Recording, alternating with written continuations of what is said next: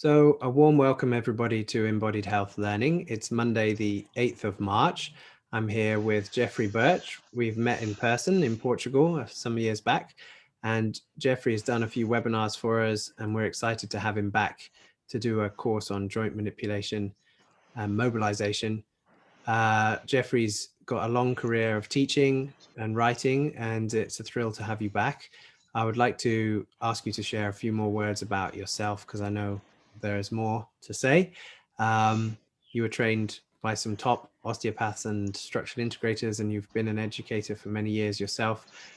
So Jeffrey, thank you for joining us this evening. I know this is the first part of the foundation of a course, which we're putting on here at Embodied Health Learning, 6 parts with practice sessions interspersed in fortnightly rhythm with assessment and treatment options for people to explore in the practicals and between the weeks.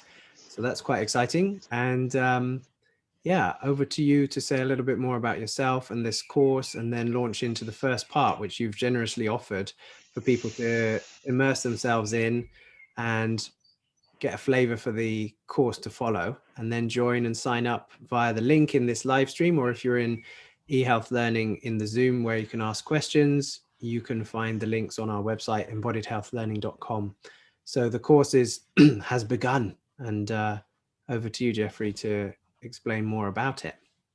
Thank you, Julian. It's a pleasure to be here again with eHealth Learning, and today live on Facebook. Hello, everyone who's tuning in.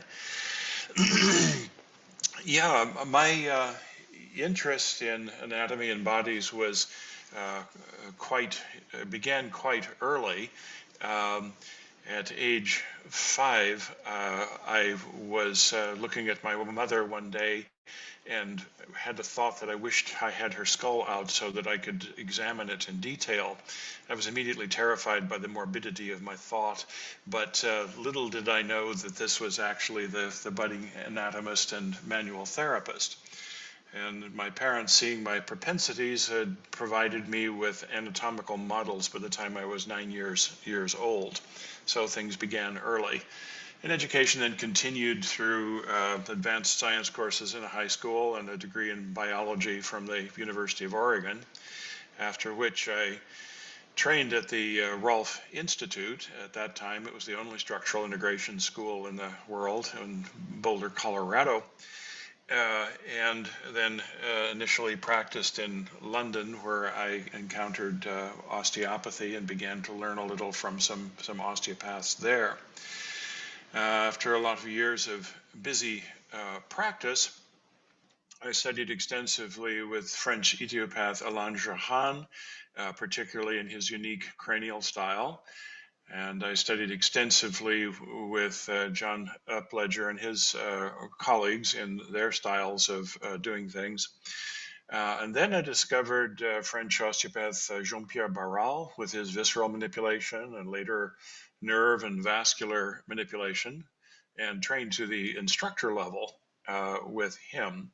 And for many years, I've been teaching continuing education courses, some of those specifically for my structural integration colleagues, and many, like this one, for a much broader audience of manual therapists. And that's included, of course, visceral manipulation, but also other kinds of things. Along the way, I've made several innovations, both assessment and treatment methods. And so the joint mobilization method that I'll be introducing today is one of those. It began about 10 years ago, when one day I was looking at some illustrations of hip joints in preparation for teaching another course. And I saw an illustration that drew my attention to something that I'd kind of known about but hadn't really focused on before. So I'm going to hold up a hip picture here, and you can see in this illustration the joint capsule, and notice the joint space underneath it, and see how that continues out most of the length of the neck of the femur, and also a little bit up over the labrum here. And the synovial fluid, which is in the joint here, is in the rest of this space. I'm going to show a second similar illustration which highlights this in a different way. So here in this section where they've sawn through the bone, done some dissection and pulled it back with these retractors, makes even more obvious this space out around the neck of the femur and up past the rim of the acetabulum. And I immediately had the thought, oh, look at this lovely lubricated glide plane we have between joint capsule and periosteum of bone at the hip. Anywhere that there is a lubricated glide plane in the body, there is also an adhesion opportunity. If the one or both of the surfaces become a bit damaged, a bit injured, then the fibroblasts in repairing it will all too often grow fiber between the two so that we no longer have a functional glide plane. The question for me then was, okay, so in this situation where we have this lubricated glide plane, do we actually see adhesions in there?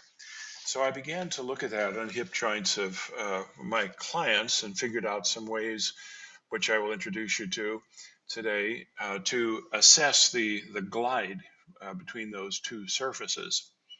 And what I discovered was that all of my clients had some level of adhesion in there, which it's pretty obvious how that would limit mobility of the hip. In working with joint mobility, we can do some stretching. We've often had some focus, okay, what muscles crossing the joint are tight that we can work with, and all of those things are useful. But here was a new opportunity to assess and rather directly intervene with this potentially very limiting joint adhesion, joint capsule adhesion. The amount and location of adhesion that I was discovering varied substantially from person to person. There might be a little focal area of adhesion at one spot, or a larger one, or two separate ones on different sides of the joint capsule, or occasionally the whole thing, every possible bit of it adhered, which obviously presents a very considerable mobility limitation. Whereas a focal adhesion just at one side would create more of an asymmetrical reduction in mobility. As things go, some of my early attempts at early methods that I developed for releasing that were effective but effortful. And over time, I gradually, incrementally developed more finesse. So now a decade later, I have something more refined to offer you. One question is, how do such adhesions form? Well, we're speaking initially here about the hip joint, and there are a number of ways that that can happen. It's possible for a joint capsule to be irritated with overuse. If a spring day comes and I haven't been out running for much of the winter and I now go out and run 8 miles, I can have overstressed a joint capsule just with a repetitive strain. A common way for it to happen with joint capsules is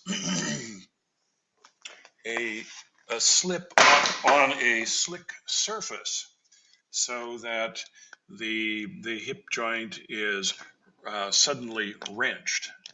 We've all been there, ice, mud, whatever it is. Well, having discovered this initially with a hip joint, my next question is, okay, is there a similar phenomenon with other joints? And I looked first at anatomy of other joints and recognized that essentially all joints have this same phenomenon.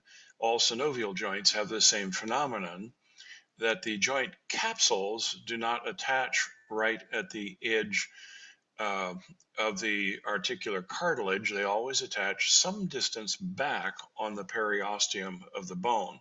How far back varies with the size of the joint and the range of motion of the joint.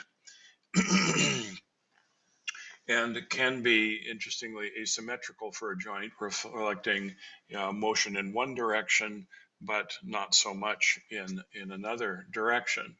So I began exploring these glide planes, very focally testing them, again, in ways that I will describe for you in a little while, and discovered that joint capsule adhesions are quite common.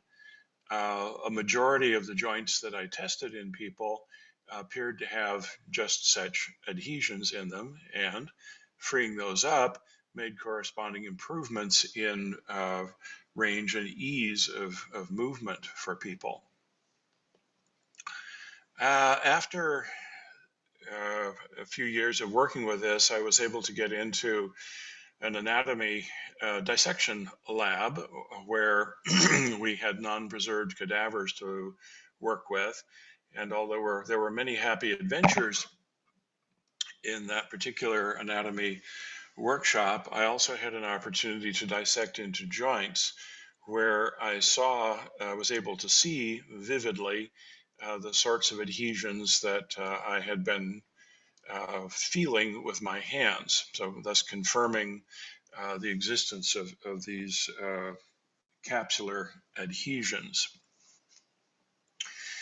Um,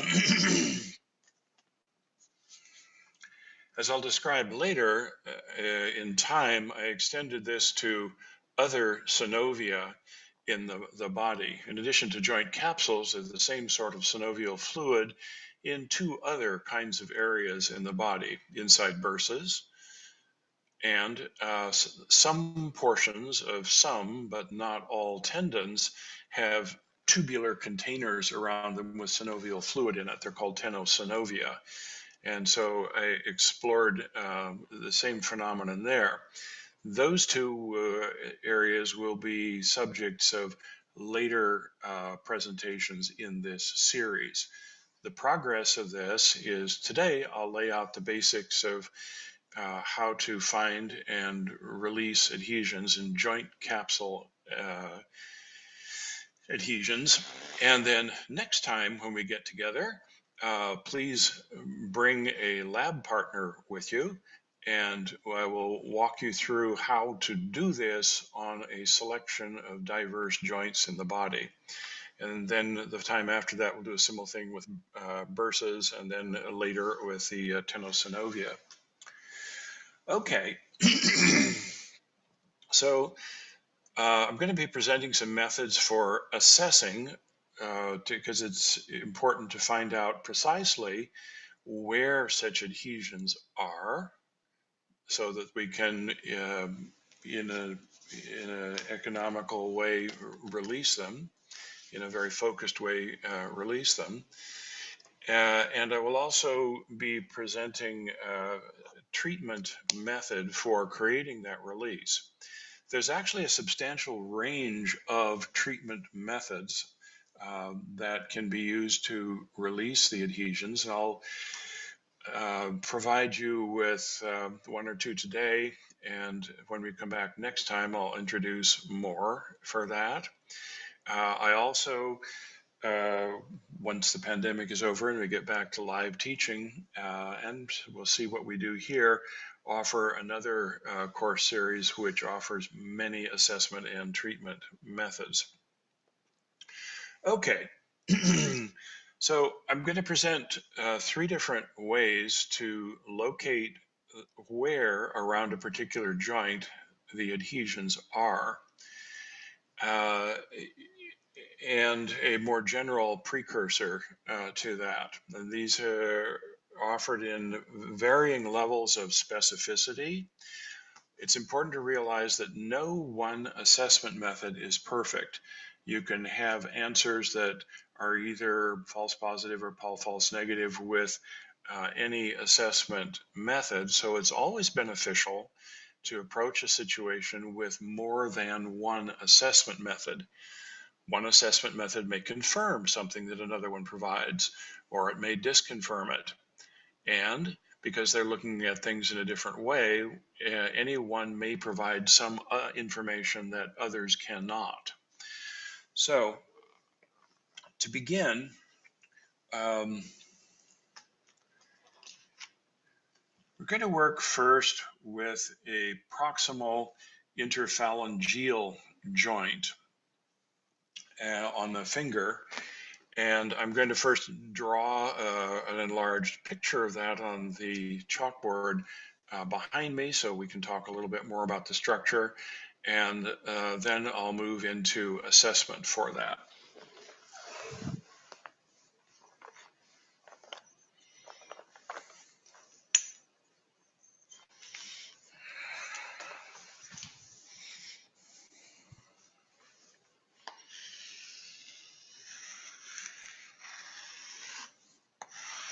Put a bit of articular cartilage on the end of the bone. Here's the bone on the other side of the joint. Again, a bit of articular cartilage. I've drawn this with some extra space in between. The synovial fluid area is not actually that large. This is a little bit of an expanded view to see that. And the joint capsule, as I've described, attaches not at the edge of the articular cartilage, but always some distance back on the bone. So just as we saw with the hip joint, we have these areas where there's synovial fluid between capsule and periosteum. Distance varies with that. And this is essentially a cross section, but picture this in the round. So the joint capsule is 360 around that. And we can have adhesion at one location. It can be on one side of the joint, over one bone, or both bones. It can even be to the edge of the articular cartilage on the bone. I've seen that in cadavers. You can have a separate one elsewhere, or it can be all the way around, and we need to know where that is.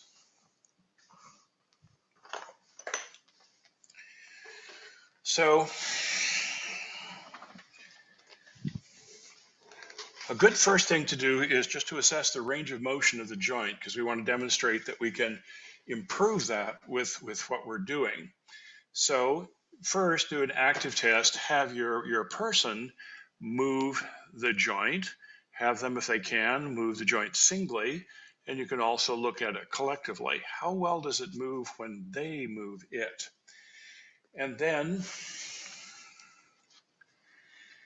get a hold of the bones quite close to the joint and stabilize the more proximal segment and move the more distal segment on it, exploring the range of motion, looking both at how far it will go and the ease of range of motion through the joint.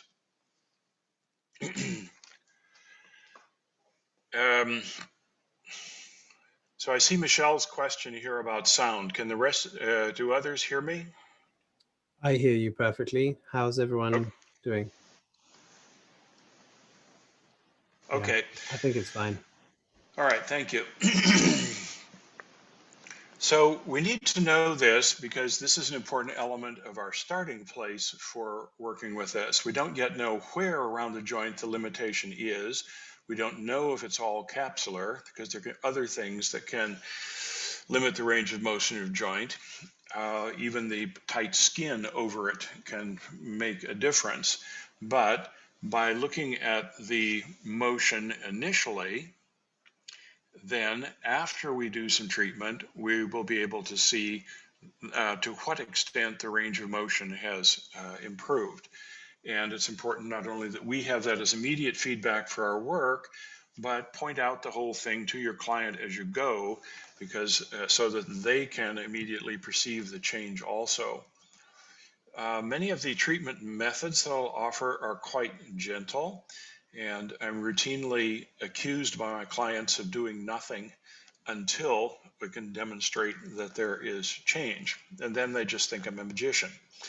Okay, so Having had a look at what the range of motion of the joint is,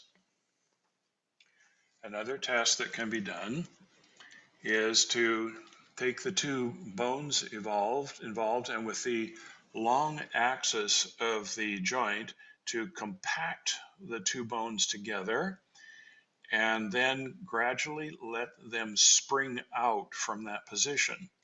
And what will happen is if there is an adhesion on this side of the capsule, as they spring out, the joint will deviate toward the side that where the tissue is not able to glide or elongate.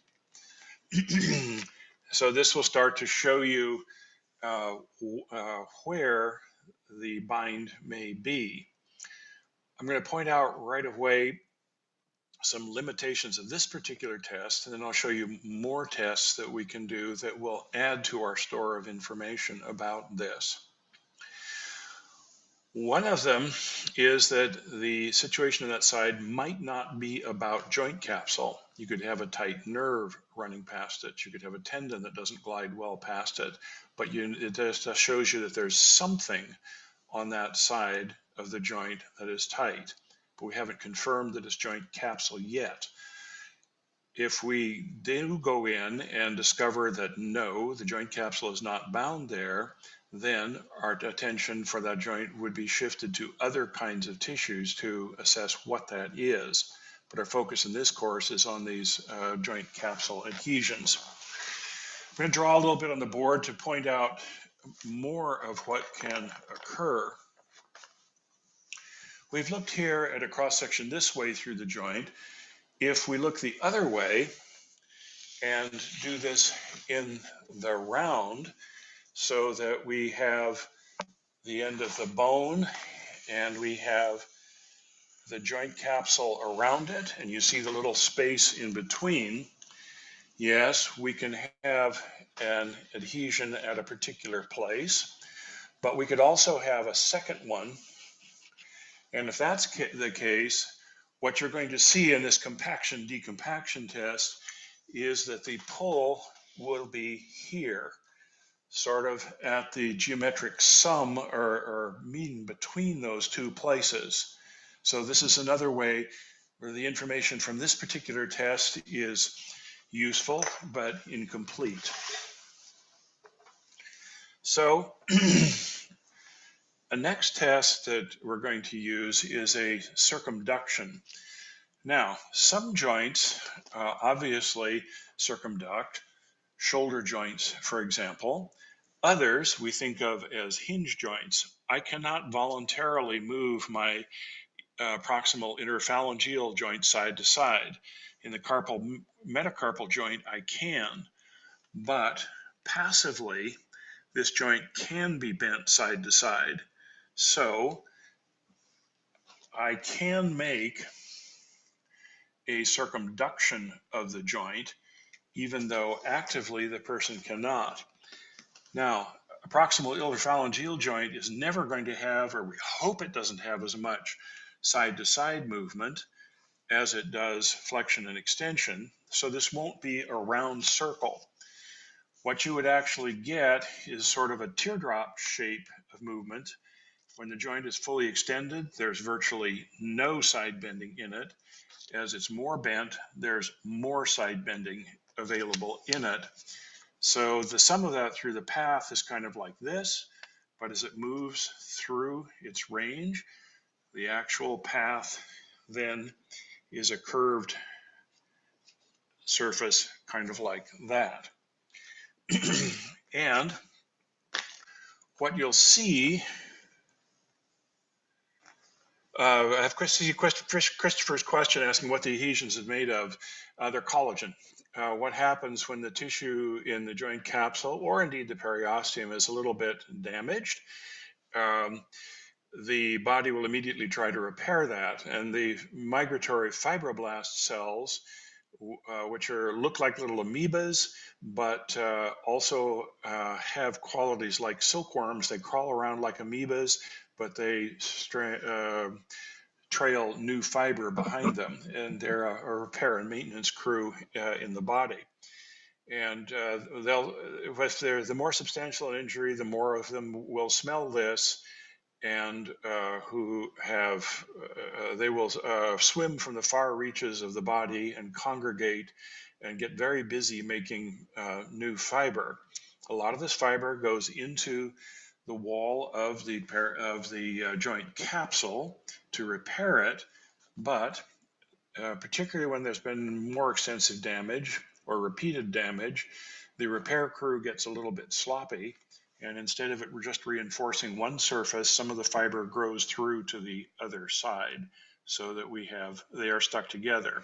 We call that an adhesion. Think adhesive, glue, stuck together in there, but it's a growth of fiber between the two. So what we're actually going to be doing in the treatment portion of this, after we've discovered with the assessment where this excessive fiber growth is we're going to gently disrupt that fiber to restore the glide. Okay, so as I make a circumduction with a joint, as I move it around its circular range of motion, we would hope that it has the path that it should for the joint. I'm going to draw on the board for the moment a representation of that as if it's circular, such as it would be for a shoulder joint, but realize that the true shape, depending on the joint, may have other shapes to it. In the longer course of this, which is about 80 hours, we make a comprehensive tour of the synovial joints of the body. So we would hope that what we get is a nice circular circumduction, but if there's an adhesion at one side, what we'll see instead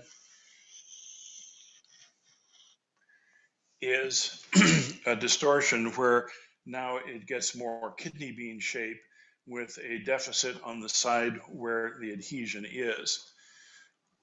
And so the information from this is likely to align with what we saw with the compaction decompaction test. But here, as you can see, where we have two adhesions, the compaction decontaction test would point in that direction. Whereas if we do the circumduction test, we're going to see two dips. So this is going to provide additional information about what the situation is. Then, the most definitive way of doing this is to sink into the joint capsule on one side of the joint, hook the joint capsule with my fingertips, stabilize the bone underneath, and ask the joint capsule to glide over the bone. Joint capsule material has about 5% elasticity to it, 5% elongation. So dragging things along the long axis of the joint capsule is often less productive. What's usually useful is to try to drag it at right angles to the long axis of the joint. And we'll do that incrementally around the joint.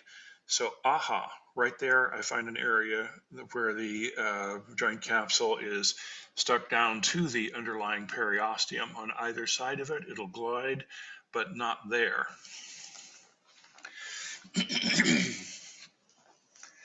So we've talked about the general look at the mobility of a joint, 3 different ways to look for where the capsular adhesions are, which can overlap in the information that they provide about that. So then the question arises of, all right, what do we do about that? How do we release the adhesion? We have mapped them for the joint. I've looked at the bone over the bone on one side. I've looked at the bone over the other side, and I've discovered where there are these adhesions. And again, this may be one little focal area on one bone. It can be on both bones, more or less aligned with each other. It can be multiple areas in different parts of the joint capsule. And occasionally, it'll be pervasive all the way around, which is going to provide a rather profound limitation to movement.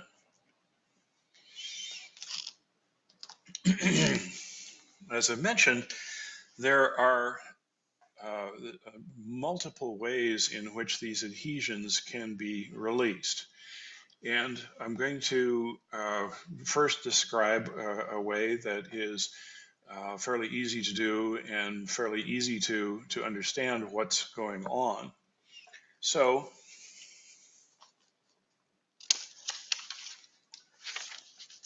if I have two bits that are stuck together, here you can see this paper, and if this should glide over that, so joint capsule over periosteum, but they're stuck together, what I can do is provide a gentle, steady shear force through that adhesion.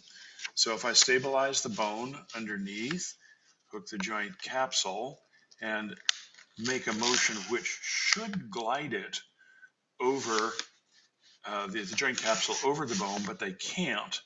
So I just take it up to the first hint of resistance to that. We refer to that as a first barrier load, and simply wait. In a little time, that'll begin to release. The process is reminiscent of if I've had a little injury and I've put one of the little adhesive bandages, we call them Band-Aids here in the United States. I think in the UK you have another name for that. And if it's been on for a long time and it's good and stuck to the flesh, it's not very nice to get it off. But if I can get one corner up and just sit there with a steady, gentle pull, it'll gradually come off. And that's very much the sensation of how this works with the joint capsule adhesions. In a moment, I want to talk a little bit more about this first barrier load and how to recognize that. But I want to pause to see if anyone has any questions at this point.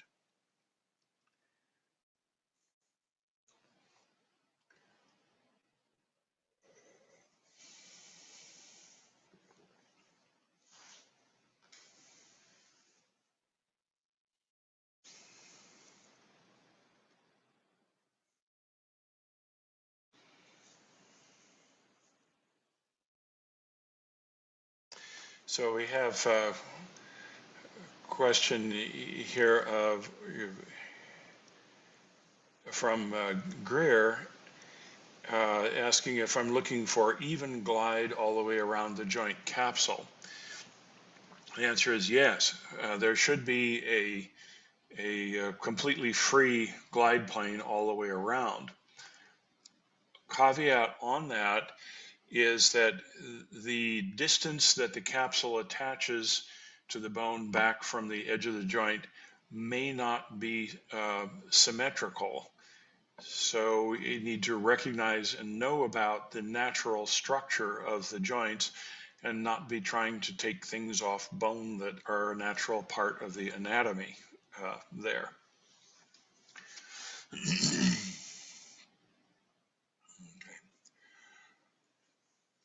Okay, so I'm going to talk a little bit more about this idea of first barrier load. So if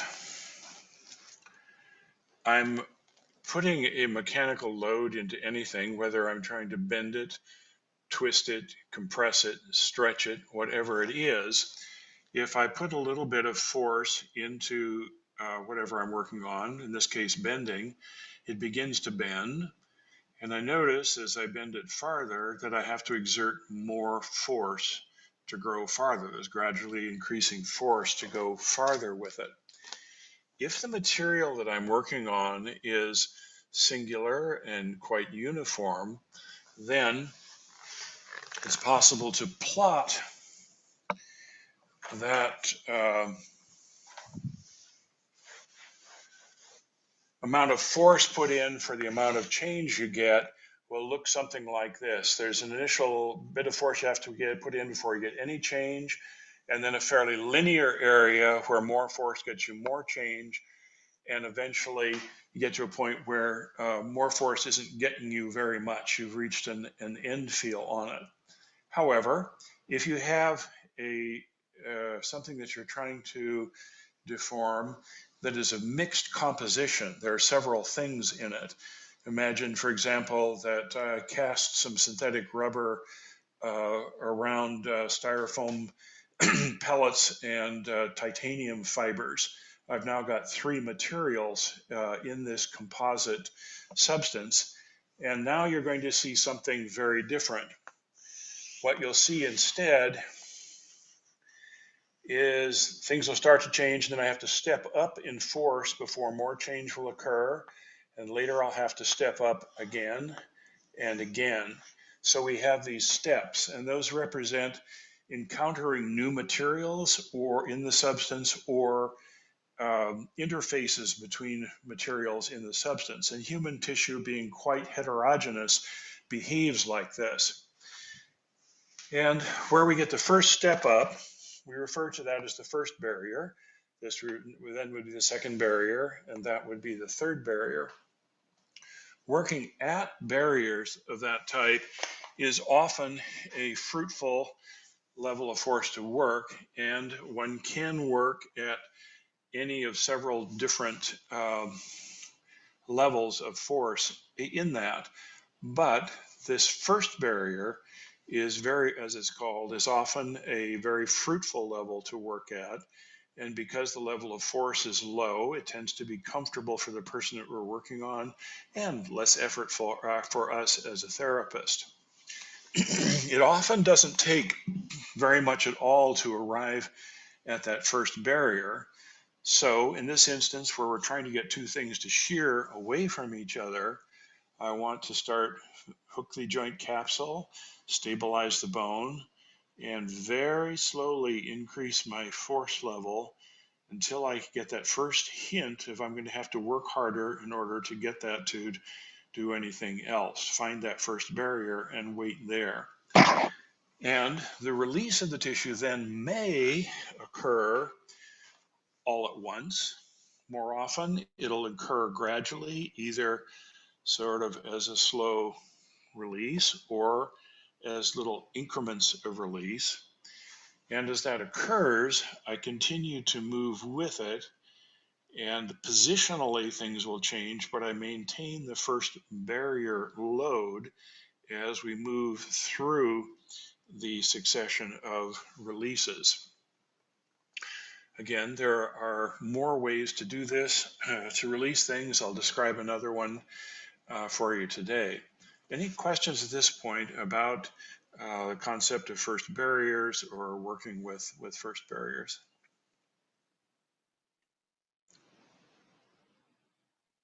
Jeffrey, I thought I'd just also, whilst people ponder questions on first barrier, if you're watching this on Facebook, this is the first of a 6-part series from Jeffrey, and members of Embodied Health Learning get 20% off the course price. And I believe our early bird price ends within 24 hours. So this live will be up for 24 hours and is the first part of Jeffrey's 6-part course. Okay, there's a question there. Will this be tender? Yes, Hillary, I see your question about will this be tender? Usually not. If it is tender to this light a touch, the tissue is currently irritated and inflamed in there. Most of the time, what we're dealing with here is chronic situations where there has been some damage, some inflammation in the past, the fibroblasts have had their way with it, and now it's a stable chronic situation, so it will not be tender. If it is tender, that indicates that the tissues are currently irritated. First rule of therapeutics: do no harm, including really don't cause pain for people. So if that is tender, this may not be the moment to work on that. You might want to shift to something else. Along these lines, I want to say also that depending on how heavily knit together things are, you may be able to release it all in one go. Adhesions vary from a few wispy fibers knitting things together to more fibers to oh dear, who poured the Gorilla Glue in here? And so you may be able to get it all in one go, and you may need to return another day to get other increments of it. And there's a way to recognize when it's enough for one day.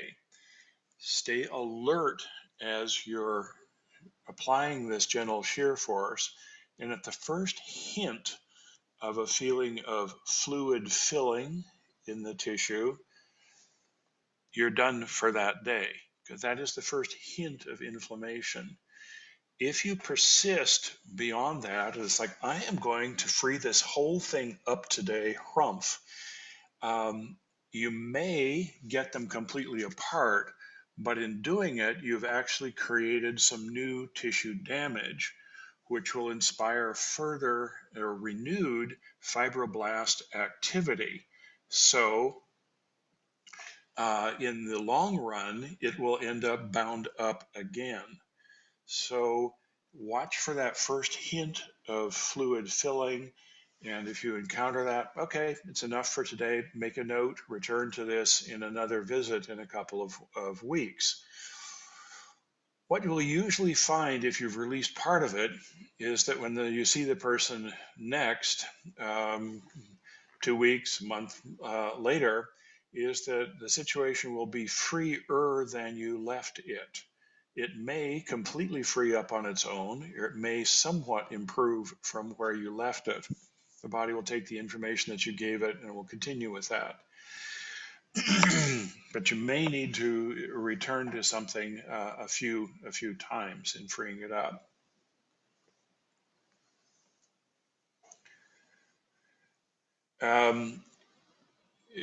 Christopher, the level of fluid buildup that I'm talking about would be noticed by palpation only. You'll want to catch this at the very first hint of fluid filling. So well before there would be anything that you could see, you will feel a subtle sense of filling in the area. I have a question from Willie about combining traction with bending movements. And these are not so useful. In terms of where the joint is, you want the joint near neutral or even slacked a bit toward the side that you're working on. It's not so useful to try to traction it at the same time. While we're on that topic, you might think that stretching would release such capsular adhesions, but generally they do not. What will happen if you have an adhesion at one side of a joint capsule? If I stretch and stretch the area, this will not release in response to joint stretching. What I may do, if I persist in that, is to stretch out and elongate adjacent portions of the joint capsule, which can give the appearance of giving you a little more range of motion, but at a cost of creating greater disparity in the tone of various portions of the joint capsule, which may make other kind of movement problems.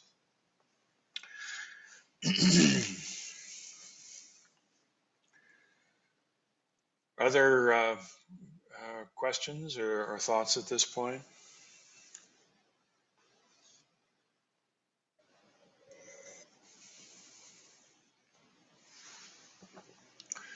All right. So there's an additional kind of adhesion that occurs with joint capsules. We've talked so far about adhesion between joint capsule and periosteum at the periphery of the joint, or joint capsule and the edge of the articular cartilage. The next kind is actually a portion of the joint capsule to itself. So what can happen if this is joint capsule material is you can actually get a pleat in the joint capsule which is adhered together. These are quite common, and most of the time they are organized with the pleats running along the longer axis of a joint, although not necessarily.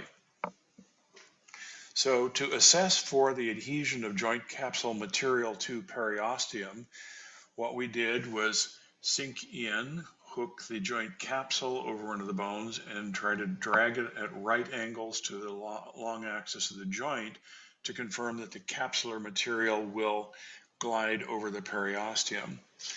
In doing this test, depth is obviously important. I must sink to the joint capsule. Now, this next thing, to look for the pleats that may exist, I don't want to hook the joint capsule material and glide it. I want to be just at the surface of the joint capsule material and stroke over it and notice a speed bump that I run into. So I'm going to be slightly less deep on the joint, approaching the joint, so that I can just barely glide over the joint capsule material. And aha, there's a little speed bump that I run into. I can find it going both ways. When you discover one of these, then we want to release the adhesion in here. One thing that is not effective is to try to pull it apart this way to get the joint capsule on both sides. It just doesn't work. What's effective is to get on both sides of the pleat and make counter movement between them to create first barrier shear within that the adhesion of that pleat. So if I'm working with a knee, for example, and there's joint capsule on the side of the knee here, and I discover that there's a pleat here, I would get on both sides of the pleat and make a counter movement to a first barrier load to take apart that adhesion. Having felt some release in it, I would then, of course, go back and do my glide test with that again to confirm that, okay, no more pleat there. That's important because you may release a portion of it, but there may be more of it that you need to approach. And there's an additional situation that arises.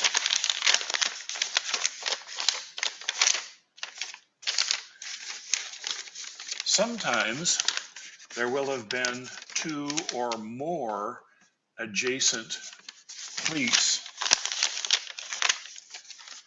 in the joint capsule material, which are adhered, of course, on the side toward the periosteum, but are also adhered to each other on the exterior.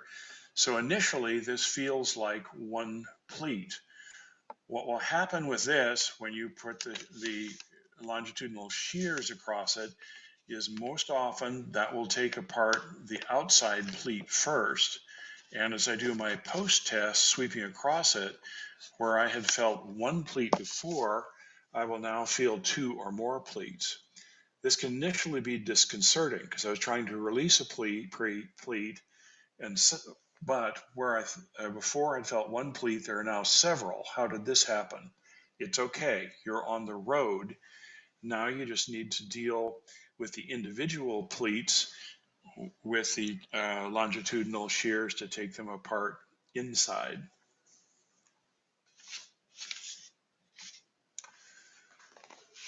Questions or thoughts?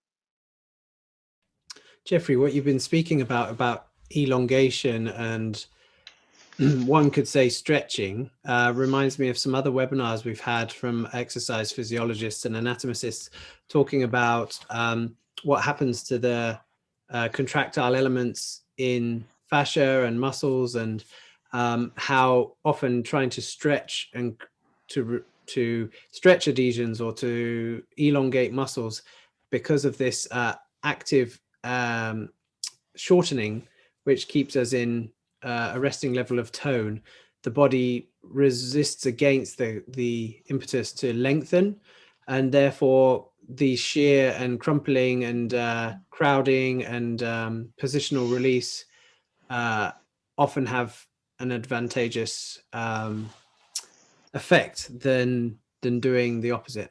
And it sounds like that's inherent in what you're saying. It is, when one wants to stretch something, there's a temptation to, all right, let's crank on this thing and stretch it out here. What we're recognizing over time is that less than end feel stretches, gentle stretching, and dynamic stretching is often significantly more productive than strong end feel stretching. Uh, One way of looking at that, as you're suggesting, is that with strong end-feel stretching, you're immediately engaging defense mechanisms in the body, trying to protect that joint, which are counterproductive to what we're trying to achieve. Okay, I'm going to introduce you also to another treatment method. So far, we've looked at first barrier shear. By the way, along the lines of what we were just talking about, there is also first barrier stretch. So if I have a tissue that I want to be longer than it is, I can get a hold of that tissue and begin to stretch it, but just go to the first hint of resistance and pause there, and you'll feel it elongate. That's not usually so applicable to what we're working on right here, but for other kinds of tissues, first barrier stretch, like first barrier shear, is useful. The distinction is, are we looking at some place where there should be a lubricated glide plane? Are we looking at the relative motion between two very distinct tissues, or are we looking at stretch within a single tissue? Okay, so the other treatment method that I'm going to introduce you to was developed by osteopath Richard van Buskirk. Um, the original osteopath, Andrew Taylor Still, born in 1831, um, didn't leave a lot of record of his technique. He was enormously creative. He was constantly coming up with new ways of doing things. It said he would lie awake at night dreaming up new technique, and he assumed that his students would be similarly creative. So he taught more anatomy and general ideas of treatment and didn't record a lot of his own treatments. Living in the era when he did, there was only one single film of him uh, delivering a treatment. It's him doing something in a grainy, silent, 10-second long film clip where he's doing something with a shoulder. And Van Buskirk spent about a decade watching that film over and over again and studying notes of early osteopaths until he figured out what he thought Still was doing in that treatment. And whether or not it's actually what Still did or Van Buskirk's unique creation, it is a very valuable technique. It was originally designed for joints, although it's broadly applicable to lots of other kinds of tissues. And it works like this. If I have a joint that I want to make freer, what I do in this technique is make a long axis compaction of the joint. And as I do that, that's altering the equilibrium of forces around the joint so that the joint will displace in some fashion. It may side bend, it may rotate, may shear, any combination of those. So what I do then is maintain the compaction and take the two surfaces farther in the direction that they naturally moved as I compacted it to end feel. Clearly not a first barrier technique. This is an end feel technique. Now, while maintaining the compaction, I then begin to retrace the steps back the other way and go to the opposite direction, all the while maintaining the compaction. Very important. Then as I gradually release the compaction, I also make a little circumduction of the joint. And this is a strong way of releasing some tensions, some stiffnesses around a joint. Again, you can use the same technique for other kinds of tissues than joints. So I'm going to describe two applications of this to what we're doing with joints. If I have a joint where I've identified multiple areas of adhesions around it, if I will do Van Buskirk's reconstruction of a still technique on the joint, it will take out many, but not all, of those bits of adhesion. It's kind of a shotgun technique for the joint that will achieve much, but not everything. So if I then go back and ask, okay, what's left in terms of where the adhesions are, what's going to be left is some of the what had been stronger bits of adhesion, which are now will have been partially released by the still technique. And I can now apply my first barrier shear technique to those residual bits of adhesion. So applied in this way, the Van Buskirk's reconstruction of a still technique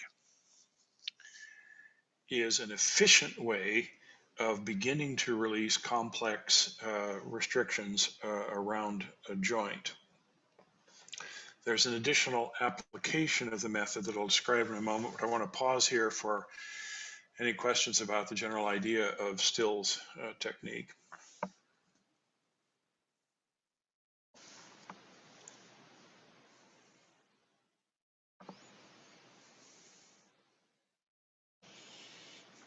I see Christopher's question about a hip joint might benefit from a first barrier stretch.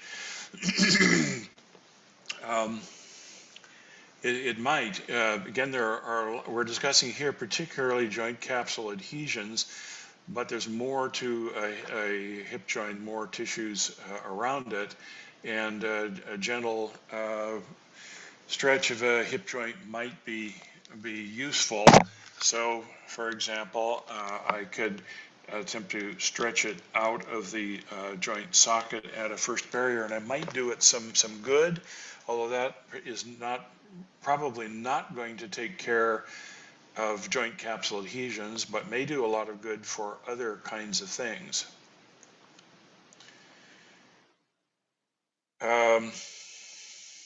I see Greer's question, if I have client participation or awareness to accompany the techniques.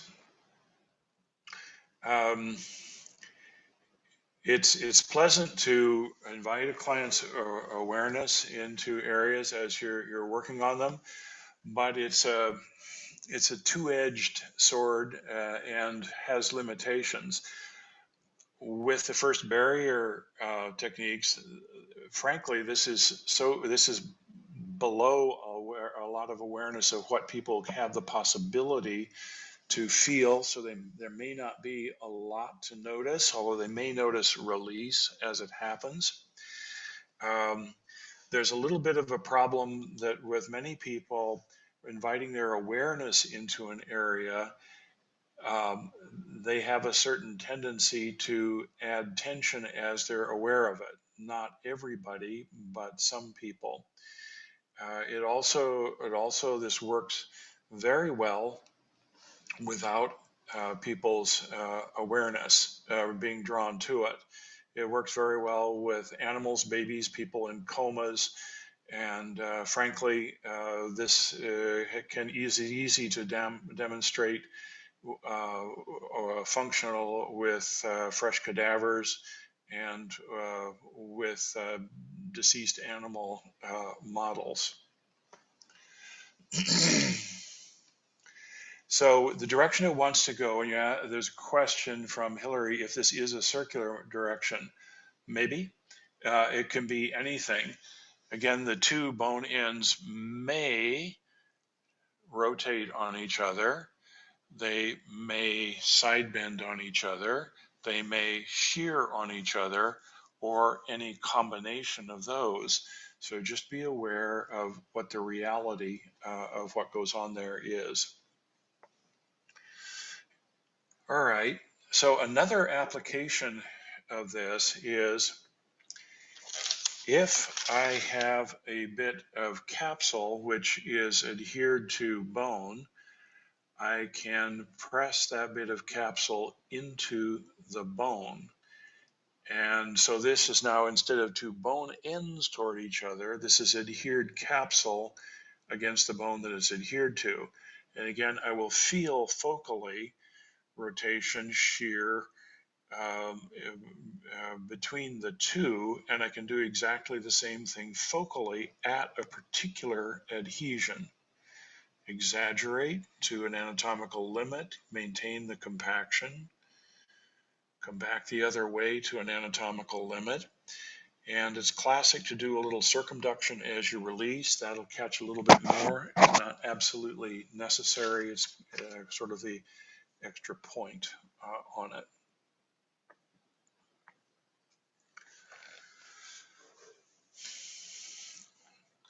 I want to add that the still technique, which was originally developed as a compactive technique, also works as a stretch technique.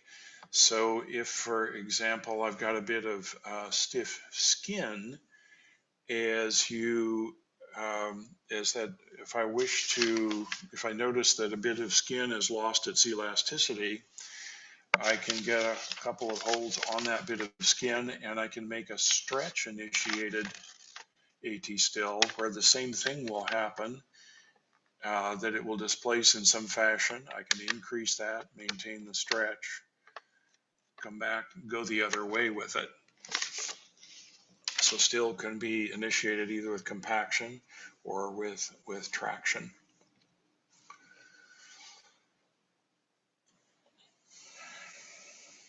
Okay, so again, what we'll be doing next time is I'll be walking you through application of this to a sequence, a series of different joints. Different joints have different structures in the body. We've talked today principally about a proximal interphalangeal joint, touching on knee a little bit. But there are joints of many geometries in the body, so we'll walk you through with the opportunity to practice some more of those. And then what we'll do in the third segment is apply these principles to burses. Burses are flat sacs filled with synovial fluid in the body. They're tucked in between things that we wish not to have rubbing on each other as we move in the body. They're in high stress areas of the body. They easily get inflamed. Bursitis is very popular. And so then instead of having a flat sac with lubricant in it that can roll between things, it's now stuck together. So instead of facilitating movement, it's resisting movement. So we can explore in detail those and how to restore that also. Again, then the fourth segment will be practice of that.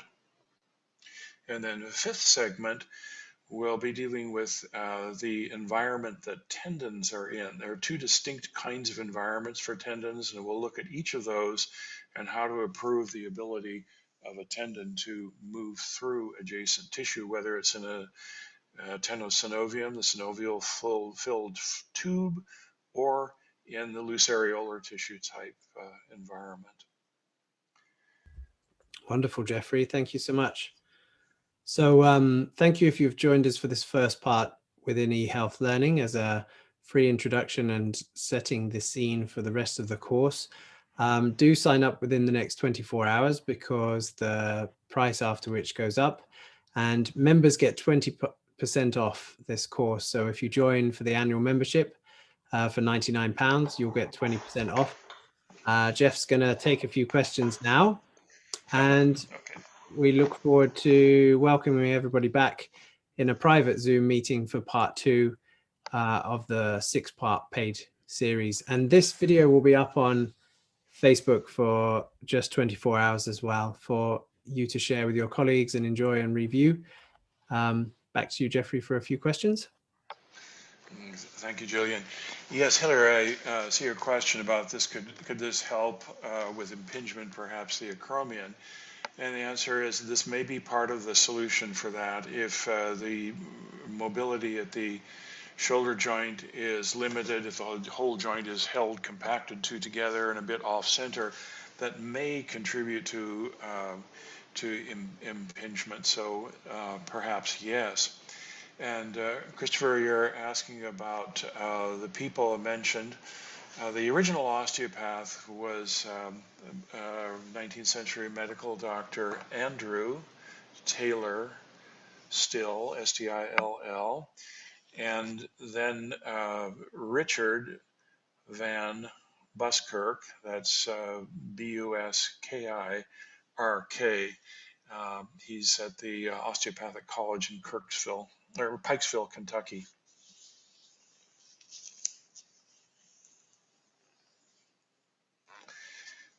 Michelle, I see your question about for those who have signed up for the whole series, will the recordings be available for longer than 24 hours?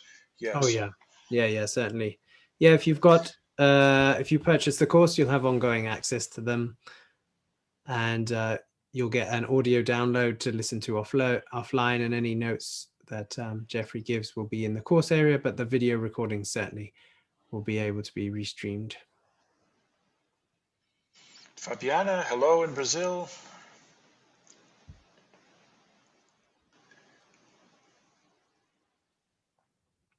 Great. Do you think we're thank you all for joining us live, and if you're watching live on Facebook, feel free to share for the next 24 hours. And yeah, and if there are any closing comments or requests or recommendations for people between the weeks, Jeffrey's going to deliver information and then have a practice session, and there'll be the opportunity to go into breakout rooms, and me and Jeffrey will be able to visit you in the breakout rooms, and you can raise a hand and get to practice some of the techniques with. We recommend somebody you're social distancing and isolating with. Some of the techniques can be applied on their own body, can't they, Jeffrey? But it's ideal to get a practice partner, or in certain countries, it's possible to get together in small groups for educational practice. So respect your local laws and restrictions, but we hope you'll have somebody to bring along to those practice weeks. If you check on the course, it will tell you which those are. And in the other weeks, you'll be absorbing the sharings and richness of Jeffrey's experience, and then putting them into practice with the ability to share in with colleagues in the Zoom in a meeting how it's going, and ask questions and have supervision and input from Jeffrey. So it's a blended learning of physical application and online learning. Yeah. Yeah, and for your question about things that people could do in between, in preparation for the practice session next time, well, hit your anatomy books and look at the structure of an assortment of joints in the body, particularly any images that you can find that focus on the joint capsule and where it might attach to the bone for that particular joint.